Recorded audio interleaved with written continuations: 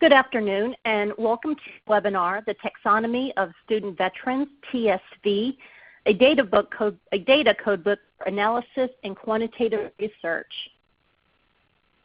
We want to thank our supporters, Lumina Foundation and Strata, who have supported us through this endeavor.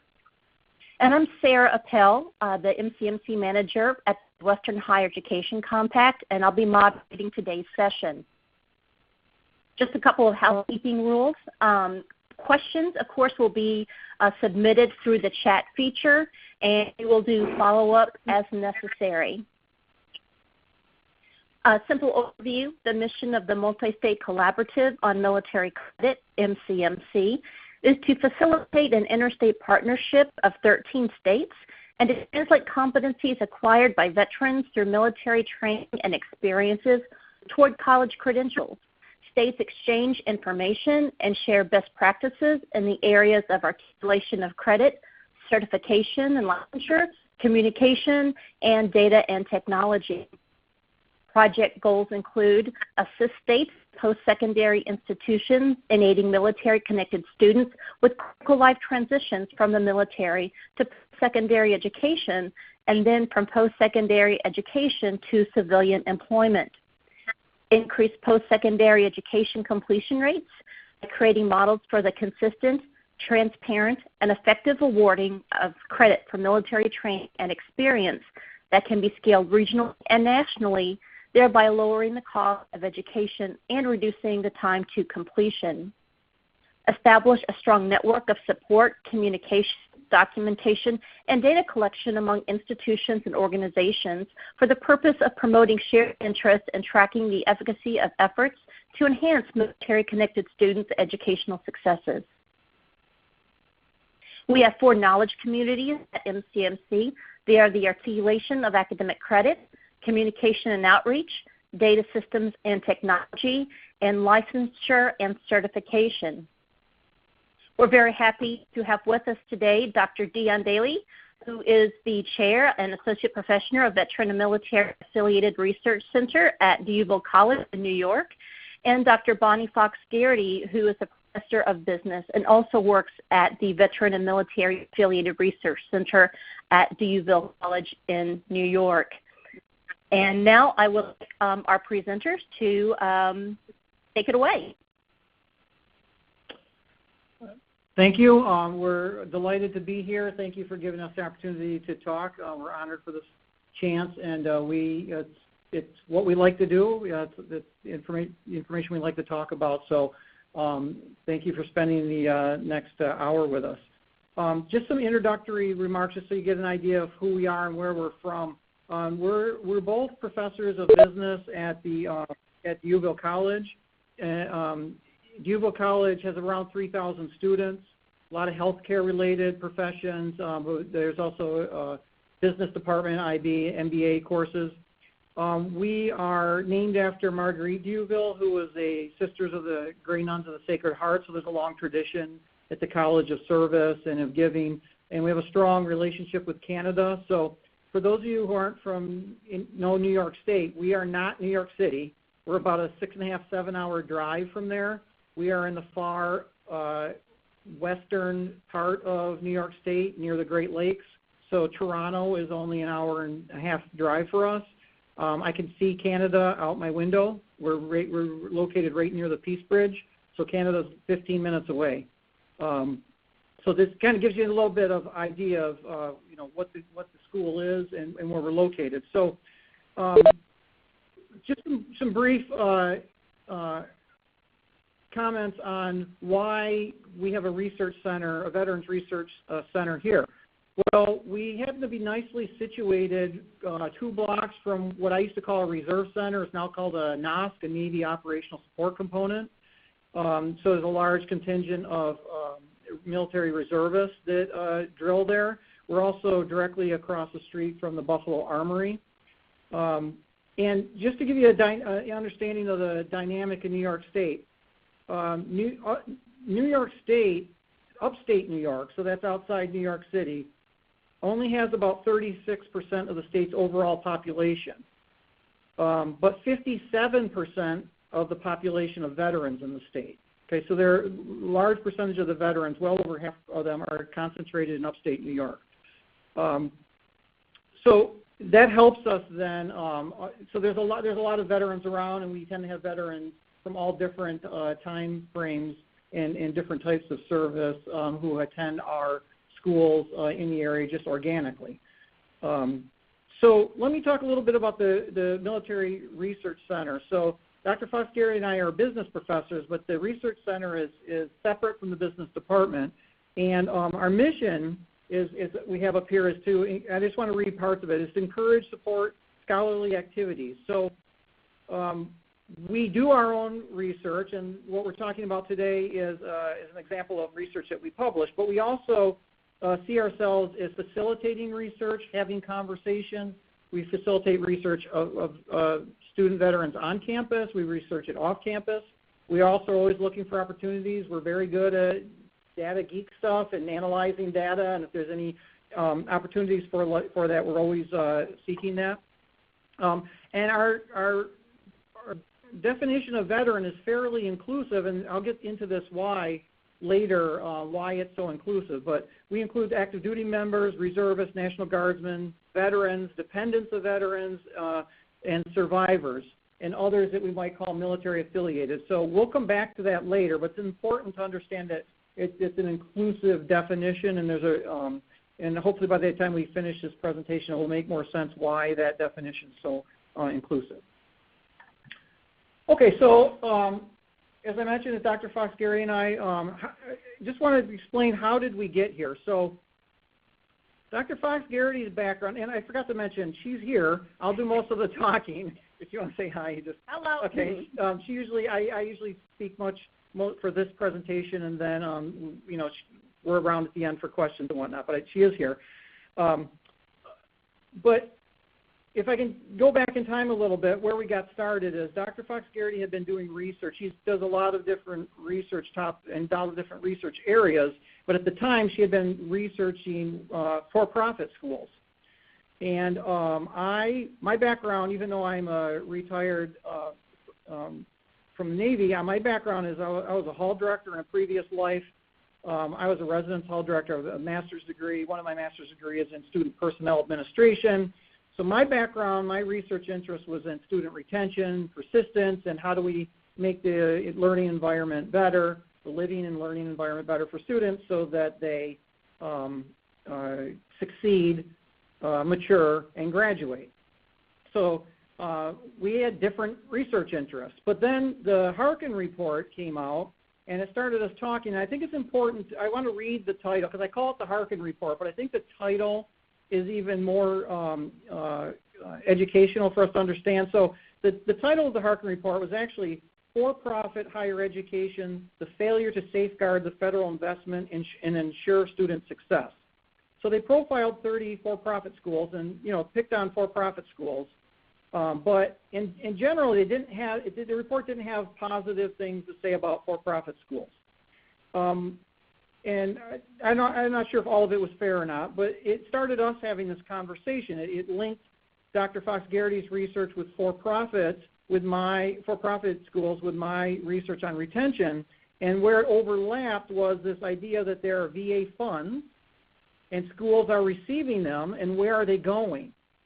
So that led us to our first research study together on this topic. It was in the American Journal of Business Research, and we called it, it was an assessment of institutional structure and veteran students. So we looked at the 1,900 plus schools that at the time were in the SOC, the Servicemen Opportunity Colleges, and we looked at how are these schools structured? Where are they putting veterans affairs, veterans-related services? So as an example, if I say, where is admissions, where's the director of admissions, you know where the director of admissions is. But if I say, where is the director of veterans affairs on campus, or where is the VA reporting or certifying official, we discovered that it was all over the map. So we looked at departments and levels and specializations, and we found that 24% of these schools that were calling themselves military friendly housed the position in financial aid, 20% put it in registrar, 6% put it in admissions, over half, 63% of them, it was a mid-level position, and 24% of them was a low-level position. So when we started looking at this, we realized that Veterans Affairs, the position, the function was all in different locations, and this it wasn't what we expected. We expected military-friendly schools to have dedicated personnel whose job it was to focus on student veterans, and we found that wasn't the case.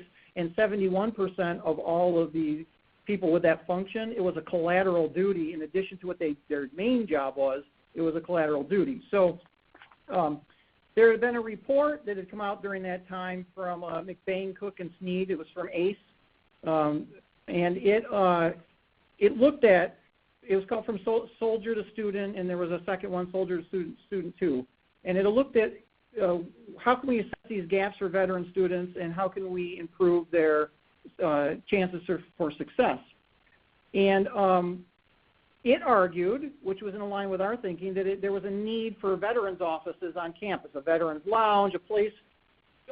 This tied into my background of 30 years plus of research on, if I could summarize it quickly, right, mattering versus marginality, right? You make students feel like they matter to the institution. You find ways to get them connected to the institution so that they're not marginalized, and they're more likely to succeed and to graduate. And that was our thinking. That was the thinking of this research. And we were writing in with that in mind. But then we started reading research during that time, 2012, 2013, that started coming out that's saying actually veteran students or student veterans did not want a lounge. They did not want to be identified. They did not want to interact with each other. So at first we did what all good researchers do. We said they're wrong, right? And just said, oh, they're wrong. They don't know what they're talking about. But then, as time settled on and we calmed, I calmed down. And then I said, let's think about this. Maybe they're not wrong. What would account for that? So as we had our conversation, a little light bulb went off and said, wait a minute, we're looking at this problem incorrectly. We're assuming all all student veterans are the same. They're not the same.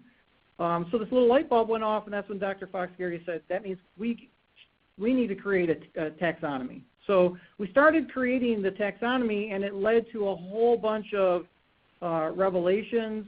In the process of designing this, I've presented it at CCME a couple times. I've had people in the crowd come up to me afterwards or during the presentation and say, this explains this issue that we're having, or this explains me. I didn't realize that I existed in more than one category. Now I understand better. So we went through the process of creating this TSV, and I'll get into it more here, but what we're not expecting is for every institution to take this and just institute it and start collecting data this way.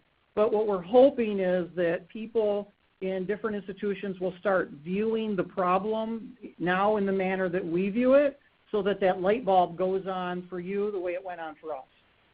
Okay, so next one, please. Yeah. So just some opening points then. Many institutions of higher education do not currently collect data that allows them to easily identify their student veterans. And many of you probably are already aware of that. And those institutions that do attempt to collect the data, they rely on other markers or proxy measures, such as veteran-specific financial aid. And as we see, that may or may not be accurate. That's going to include people in the data set that we don't want, and it may exclude people that we do want. So that proxy measure is becoming less and less accurate. And then there's also this understanding, there's this general thought that we speak of these students in this dichotomous variable between veteran and non-veteran, and it's actually much more complicated than that. So once we get out of this dichotomous variable, it allows us to explore some intergroup reactions or interactions, and then provide us better actionable data for outcomes. And I'll get more into that here as we move along. So just a backdrop. So prior to the 1940s, higher education was mostly for the elite. In fact, in 1940, only 160,000 people received college degrees in the U.S. Okay, but due to the effects of the GI Bill, and there's a whole political and social reason for this, but a whole bunch of GIs came back, millions of them, I forget the exact total, sorry, came back immediately. As soon as the war ended, it ended abruptly, and then they all came home, and they had to get assessed back into the economy. So the GI Bill helped ease them back into the economy. But what happened is these veterans took the GI Bill and it exploded and massified higher education. So in just 10 years, from 1940, 160,000 people received college degrees in the U.S. By 1950, 500,000 people received degrees in the U.S. So in 10 short years, we went from 160,000 to 500,000. And by 1956, 2.2 million World War II vets had graduated from college, and many others had gone to the Voc and Tech training programs that we have. So why is this important? Well, at that time, it made sense to have a dichotomous variable, veteran, non-veteran, because the students who were on college campuses were younger, they were elite, they came from elite families, they were mostly male and white. So they were a specific snapshot of society. But when these millions of veterans came back and joined the college and massified it, they looked different than the students that were on campus. They were older, they had families, they had life experiences, they had already been through situations that made them more mature. So at that point in time, it made sense to classify veteran, non-veteran. It made more sense than it does today. Okay, but as time has gone on, the structure, the scope, the mission of the military has changed, and the term student veteran is now really largely misunderstood, and I'm going to explain some of the different flavors of veterans that we have, and again, I'll come back to some of these as we go through the presentation, but today a student veteran could include all of these. Someone who's on active duty, it could be someone who's an actively reservist, it could be someone who's completed active duty and they're transitioning to their next phase of life, leaving military behind. It could be someone coming off active duty who was a reservist who was involuntarily recalled to active duty. It could be someone who's completely separated from military service, and it includes a whole group of people that are in the individual ready reserve, and if you don't know what that is, I'll explain more what that is later. Some other things we discovered while we were conducting our research to craft this TSV is if we use financial aid as the proxy measure for veterans, we may leave out some important categories. So, and I'll get into some more of the detail of this later, but there's dependents, there's spouses, there's a new category called survivors, and then there's those that are not in the armed forces, but they're called the uniformed services, which is the Public Health Service and the National Oceanographic Aeronautic Association. So historically, those two groups would have never been included, but now, as we see, there are members in those two groups that have veteran-specific aid. So if we're using that as a proxy measure, could be including lots of different people into the measure that we didn't plan. And I do want to note this out. According to the Pew Research Center, about 11% of all veterans have spouses who are serving or have served, and 50% of all veterans have a parent who is or has served. So that means that these veterans, it's more likely than it's more likely than the average citizen that they reside in more than one category, right? We just assume they're in one category, but some of them are in multiple categories. So it's important to have, there's an old axiom in research, statistical research, right? Garbage in is garbage out. So we need to make sure that the information in is as accurate as possible. So we want to make sure we can clearly identify the population for study, and then we can use that to draw conclusions between the groups, look for relationships. And then we also have to understand that if students reside in these different categories, that they themselves may view themselves within these multiple dimensions of identity, and how a student views him or herself helps us get an idea of their decision-making process and what helps to affect that person towards success in college. And as we said, currently colleges do not accurately reflect or collect that data.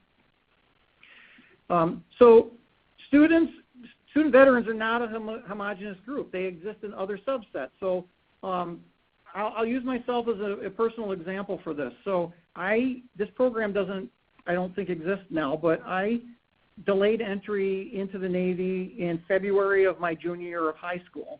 I then went to full boot camp that summer, then went back to high school, drilled as a reservist, and then the next summer went to my other school, and then quickly left from there and went to college and started my freshman year.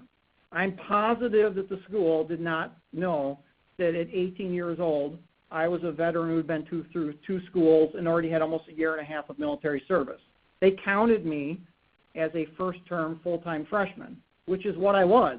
I was a first-time full-term freshman, but I was also this other person, this other thing that had to be ready to be recalled to active duty in 24 hours and had all these other tasks and responsibilities and other demands on me that a regular first-term full-time freshman who just got out of high school may not have.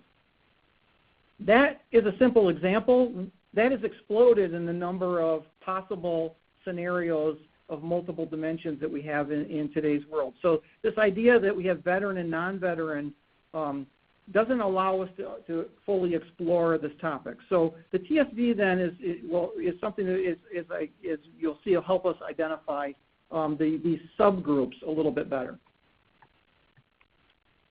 Okay, so what is a TSV? It's just a data collection protocol. It's a way to think about this population in maybe a way that we haven't thought about it before. It does, if you're really interested, the full publication. You know, we're data geeks. We love it. We created a code book. We got skip codes. We got it ready to just enter it into a system. I'm going to go through it fairly quickly here. I've provided all of the slides. We put all the slides in just so you can see a representation of it. I won't go through all of them in detail, but it helps us understand better how we can apply outcomes or better read outcomes and apply resources from the institution to the student to better affect things like persistence and success.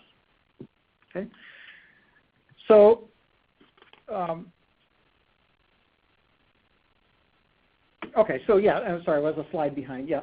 So we're trying to match resources with outcomes.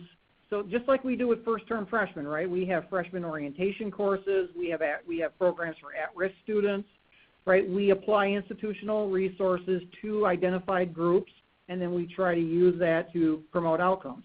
All we're trying to do here is better identify those groups and understand. So there is an important aspect that we need to also consider with veteran students is not only are they not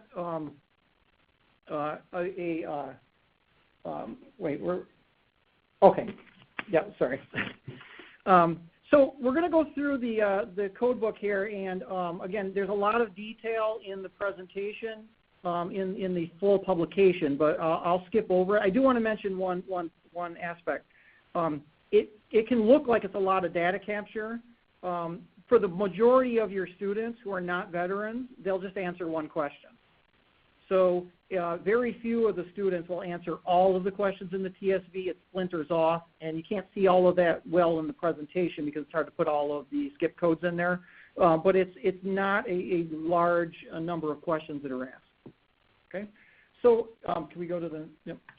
So when we started looking at how we were going to create this, we said, well, what currently exists? Let's go see how the data is being captured currently. So we went to the ACE recommends that this information be collected. So we went to the common application, which is used for around 3,000 or so schools in the nation for application to college. And this is their question. It says, U.S. Armed Forces status with a question mark. And the choices are currently serving, previously served, or current dependent. So right off the bat, without getting too critical, that violates both basic tenets of good data collection. It's not doesn't lead to results that are mutually exclusive or collectively exhaustive.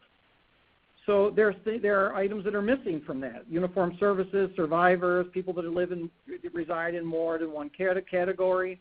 And there are people who have benefits and aren't aware of it. So our first question is important. We worded it, have you, your spouse, or one of your parents served in one of the armed military uniformed services of the United States? Okay, the Public Health Service and the NOAA are not armed services. They don't carry weapons. They're uniformed services, but, and we had to actually go back and forth with our editors a few times to prove this, they are eligible for post-9/11 GI Bill funding, and there are NOAA and Public Health Service officers and or their dependents and children attending universities, institutions of higher ed in the United States collecting GI Bill, post-GI Bill 9/11 benefits.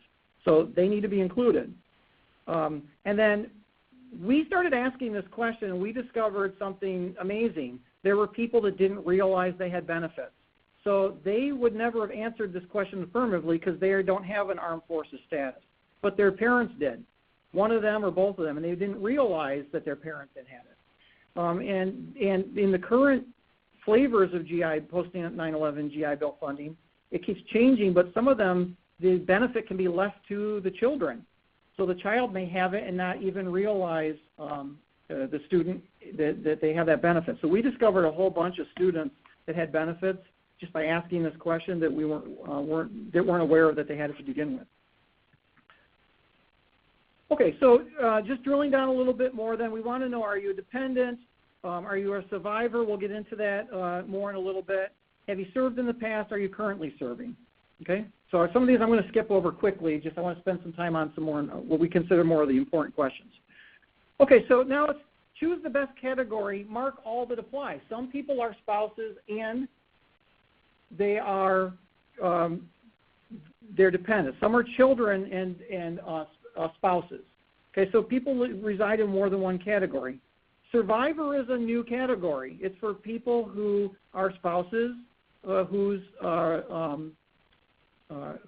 spouse, the other spouse, was killed in action and is eligible for the Fry Scholarship, and that's a growing area. They're not considered dependents. They're not considered spouses. They're considered survivors. So that's a whole separate category.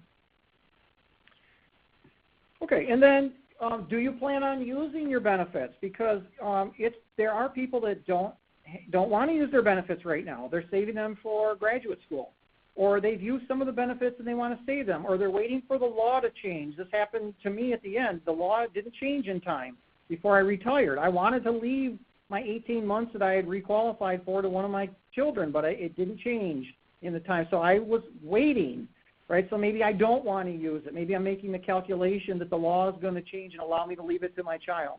So we want to first find out if you plan on using your benefit. It's not as easy as assuming everyone does use it.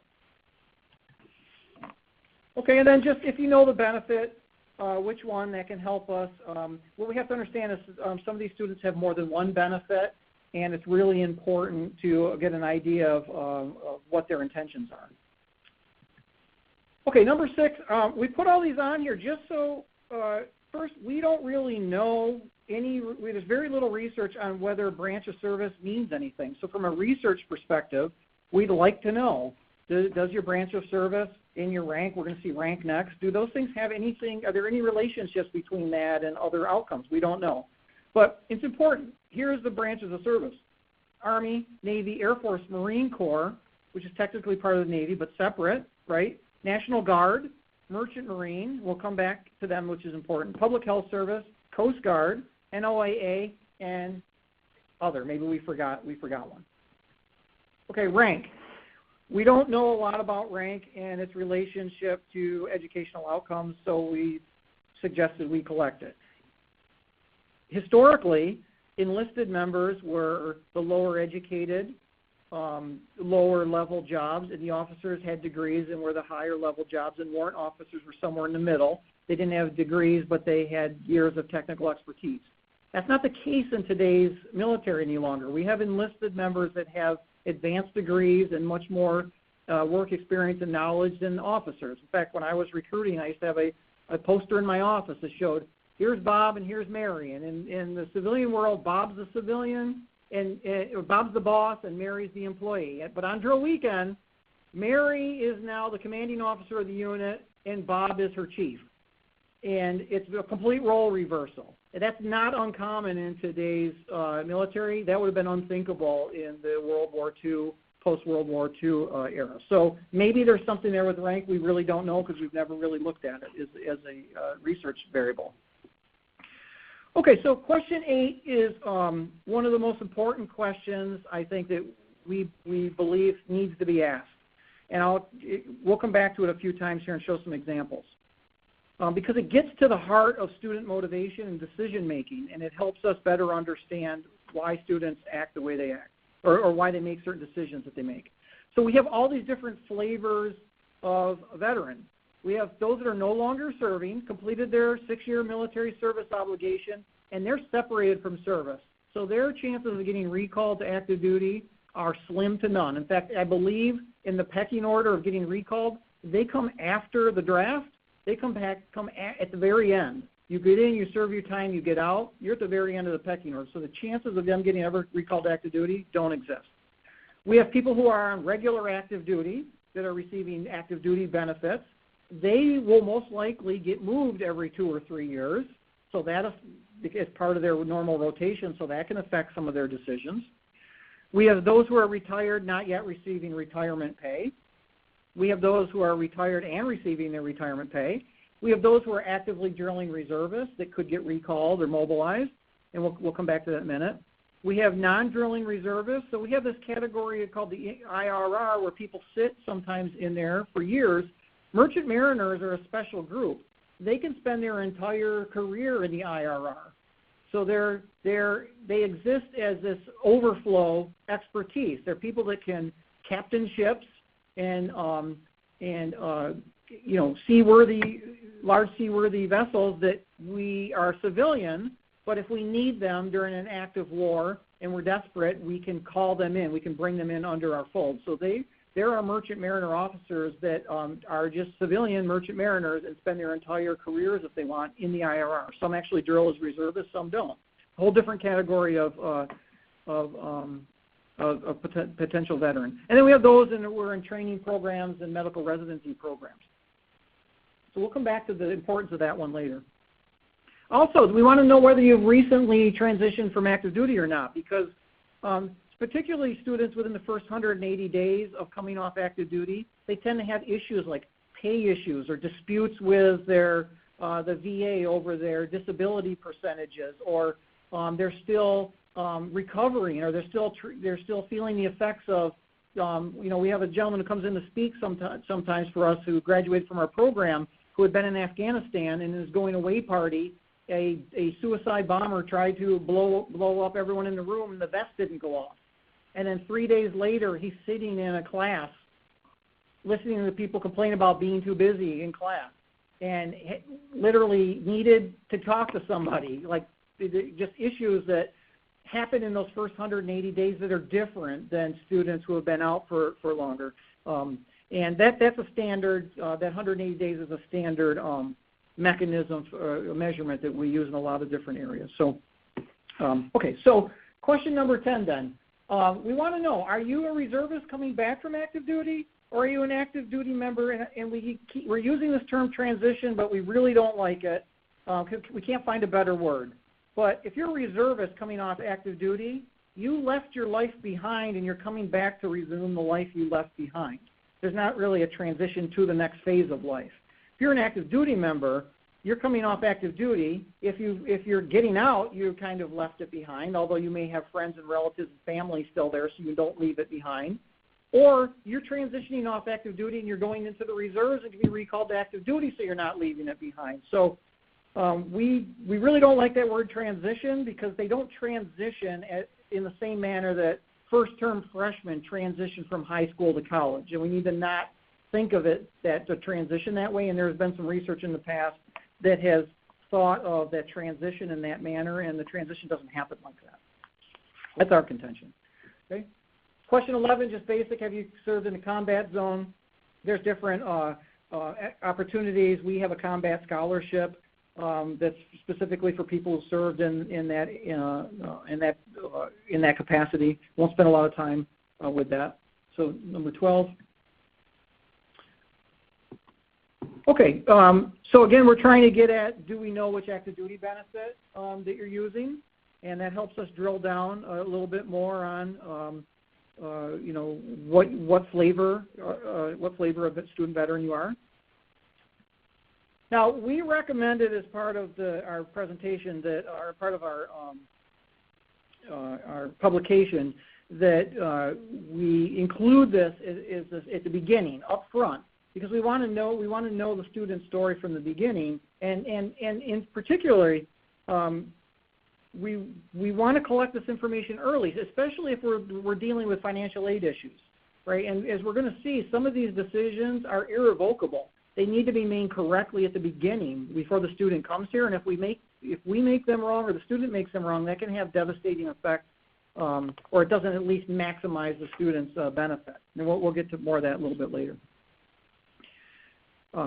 So we have a schedule, and I'm going to go through maybe this slide and the next one quickly for you to review. Just there's a schedule that we recommend, but what's important here is if you have the ability, we recommend that you collect this data every time an event happens. A student gets recalled to active duty, the student stops out, comes back, because those events change some of the variables that we've already collected. This isn't like SAT score that stays the same. One more, please. Yeah, so SAT score doesn't change, but the student's story can change. The variables and the predictors that we're looking at do change. Unfortunately, people go from spouses to survivors, right? People go from active duty to reservist to retired, and it changes the way that they view themselves. So I do want to spend a little bit of time on this bottom piece here. This is very important. The role or the actual potential for what we call involuntary mobilization, that's being mobilized to active duty, or deployment, being sent somewhere, or something as seemingly simple as geographic location. So you don't have to be sent to war. You can just be moved. We have people that are just moved 100 miles away. So all three of those events can happen to certain categories of students, and when they happen, they can affect the student's decisions, and they can also affect how a student approaches his or her education. Okay, so let's use an example here. If we looked at just a dichotomous variable of veteran and non-veteran, we would say, okay, this student takes a leave of absence, and we consider that a stop-out, and historically we would say, okay, that's a failure of the university because the goal is to keep students continuously enrolled, right? Because the research shows if they stop out, the chances of them coming back and completing the degree go down. So since they stopped out, we assume that's a failure of the institution. But if we look within the group of student veterans, and we see that it was a drilling reservist, she was a reservist who was drilling, who got recalled involuntarily to active duty, overnight her spouse becomes a single parent. She leaves. She has no choice. It's the middle of the semester. She has to leave, sometimes within 24 hours. So it's not a conscious choice that she makes to leave school. She's involuntarily recalled. So maybe we can then provide resources to that student to help him or her return. Because the spouse, it may not be the veteran who is in school. It may be the spouse of the veteran. And now he is a single parent overnight. And now he decides, I can't handle all of these things. I need to drop something. Maybe I need to stop out from school until my wife comes back. Okay? So what we have instituted here and what we would recommend is think about institutional policies or procedures that we can use. So we've created a separate leave of absence policy. We want to make it easier for the person to come back. We're going to assume they're coming back because they didn't leave on purpose. It was an involuntary recall. We institute a tuition freeze for those students so they can come back and, again, make it easier to assess them when they come back. And then help them. What if sometimes recalls don't last as long as they're expected? What if you leave for a month and it gets canceled and you come back? What if you come back in the middle of a year and you can't pick up with your cohort program until it picks up again with the next year? So helping facilitate their transition back into the program. And we've had a lot of success with that and have really helped our retention of these students by just understanding that within the group we assume that they left for a specific reason, and when we look closer, we realize that it wasn't a voluntary decision. So there's a couple limitations that we have. I'm trying to go quickly here to make sure we have enough time for questions. But there's a couple items that we did not collect on purpose. So we did not ask for service-related disability information. So number one is we don't think it's appropriate to house that privacy information. And secondly, in terms of data collection, it's just a bad process to duplicate data. And also, if we've got self-reported data or we have actual quantified data, we'd rather take the quantified data over the self-reported data, because the self-reported data is subject to bias. So we did not include any questions related to that. And then this is interesting, because this second point can get to the student's motivation. And this is where I've had a couple people in class say, I did that. That was me. All right. So it's called, this is the full name, it's called the Courses Precluded, Erroneous, Deceptive, or Misleading Practices Rule. Sounds very exciting, right? What it means is students who are collecting veteran-specific aid, they have to declare a major. They're required to declare a major. They're supposed to be in school for a reason. The government doesn't want to just pay them to take classes. In reality, many of the students may not be in school for that reason. They're just here because they already have their degree, but the government is paying them to go to school, right? They're getting the housing allowance. They're getting their books paid for. They need income while they transition, or they come off active duty. They don't have a job. Or they don't have enough benefit to finish their degree, so they're just here to pick up the classes and to finish as much as they can before they're done. So in those situations, we assume, because those students have to declare a degree, that they're here to get a degree, when in reality they may not be here to get a degree at all, and then when they stop out, we consider that a failure of the institution because they didn't persist to the degree completion, which was the goal that we think they have that they never had. The problem is we're not really supposed to ask them. And if we know, we're not really supposed to allow them to say, oh, I'm going to pretend I'm here for a degree or major even though I'm really not. So because of that, we decided not to ask any questions related to that in our taxonomy. So I'm trying to keep with it. We're right about almost 15 minutes before the hour here, and I wanted to make sure we left 15 minutes for questions. So I'm going to end there, and then if there's questions or if I've left anything out, we'll we've got Dr. Fox-Garrity here who can fill in some of the gaps maybe. Our contact information is here. The easiest way to reach us is our personal email, and we have our Veteran Military Research Center link, as well as the information to our recent publication. And then we do want to thank our grad assistant, Michelle Davis. She put a lot of the work into this presentation, and we feel that she deserves some credit for that. It was a lot of work on her end, so we thank her for that. And then at the last slide, of course, all good researchers, we got to have our references. So we included most all of them in there. So I'm going to stop there then, and then it'll give us time to field questions. All right, thank you so much. That was a ton of information for us to absorb. Again, if you have any questions, please use the chat feature there to ask them. In the meantime, while we're waiting for questions to come through, I've got one. One of the things that you had said earlier on in the webinar was about the length of questions in the survey. If an institution says, we just don't have enough room for that, or that's really in depth, are there specific questions that you would recommend as, okay, if you can't do all of these 5 would be our top pick to put on the survey? Yeah, so I think Dr. Fox-Garrity and I will probably both kind of tag team this answer. The first question I think is very important, because if you don't ask the first question right, you don't get to the population that you're seeking, and you may have people who are not in the armed forces who say, no, I'm not in the armed forces, who are actually people that you want to look at. And then I always fall back from because I'm interested in a lot in the retention aspect, is question 8, because to me, I believe it's question 8. Let me just double check. Yes, so to me, question 8 tells us a lot about the student, a lot about why. If we look at something simple like a leave of absence, if we just look at it based upon these 8 or 9 different categories, the leave of absence looks different. If they're in category number 1, no longer serving, and they take a leave of absence, and they're like most every other student at the school that's just a student and then just decided to take a leave of absence for whatever reason. If they're on active duty and they take a leave of absence, they may have been what's called individually augmented. That's the word that we use, right? That means they just temporarily were moved. They could be moved for a year or 2 years. They're still technically stationed where they were, and they were taking classes, but they were just involuntarily geographically moved for a little while.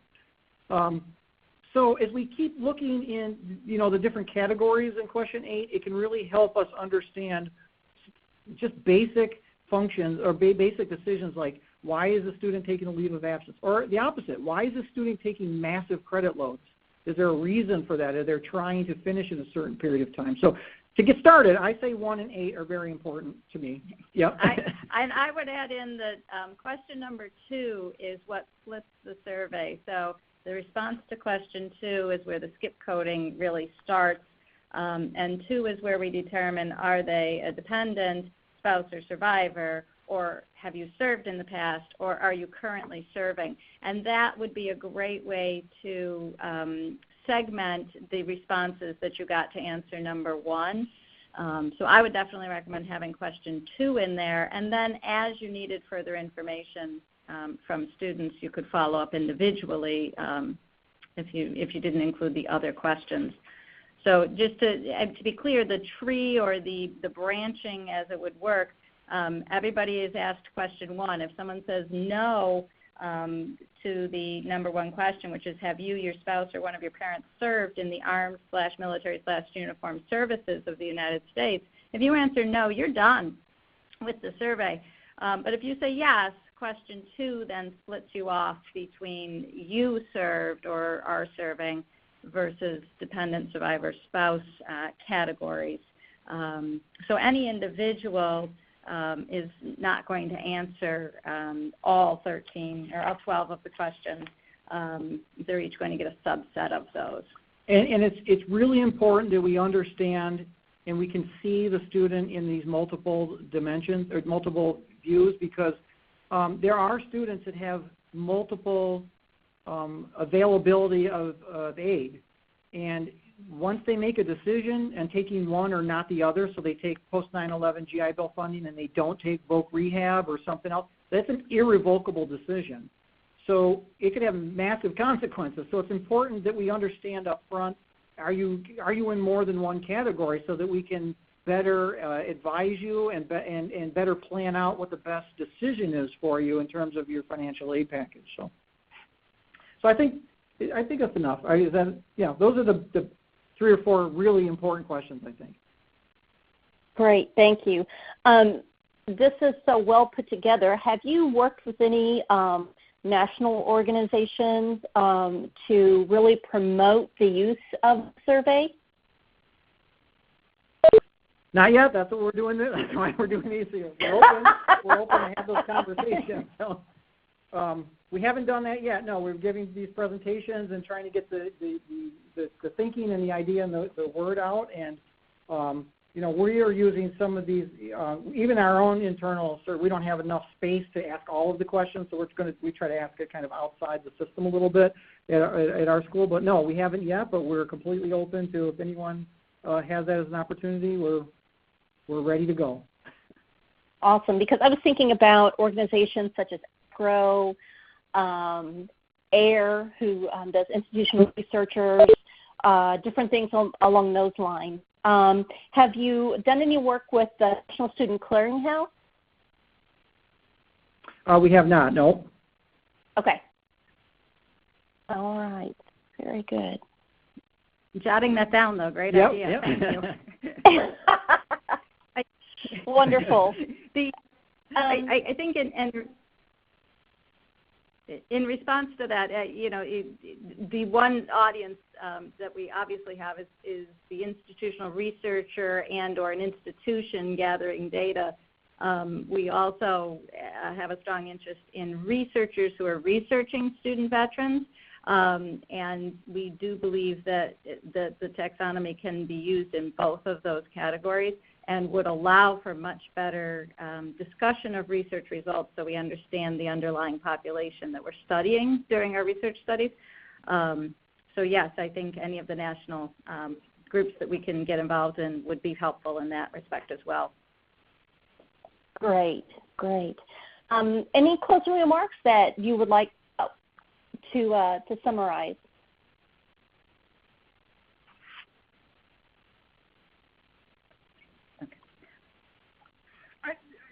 If there's no question, I do want to add one minor element. I talked about the Public Health Service and the NOAA.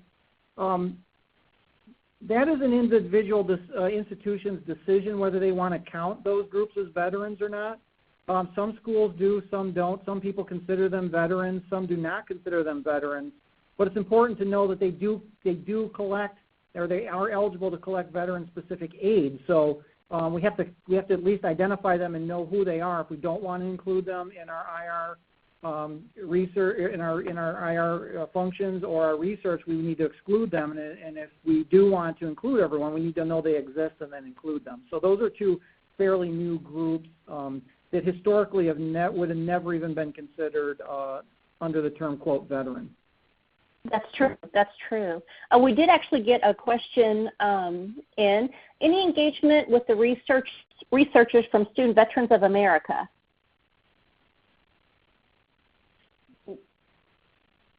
Yeah, well, we last year we have a strong veterans SVA on campus, so we started conversations with them. Last year we also submitted to present a similar topic to there, and it didn't seem to fit into the focus of what they were looking for, but that is one area that because of the strong presence we have on campus, that we would like to continue pursuing. So we haven't had success with that yet, but we have a couple of forays into working with those, with that group, yes. Great, great. If there are no further questions, I'll just go ahead and plug our next MCMC webinar, which is on Tuesday, September 25th, and that's Translating Military Documents to Award Appropriate Academic Credit. This seems to be one of course, our major goals of the MCMC, and this will be presented by Jared Schenk, who is the Director for Military and Apprenticeship Initiatives and Special Projects at the Ohio Department of Higher Education. And the link to register for that is there on the screen. Past webinars can be found here and on our YouTube channel. And then we also have our Facebook. And again, my name is Sarah Appel, and I'm the Program Manager for the Multi-State Collaborative on Military Credit. So thank you all for joining us today. Again, if you have any questions, feel free to email me or Dr. Daly or Dr. Fox-Garrity directly. And we will be sending out the slides to this presentation after the webinar. So thank you again for joining today. Have a good afternoon.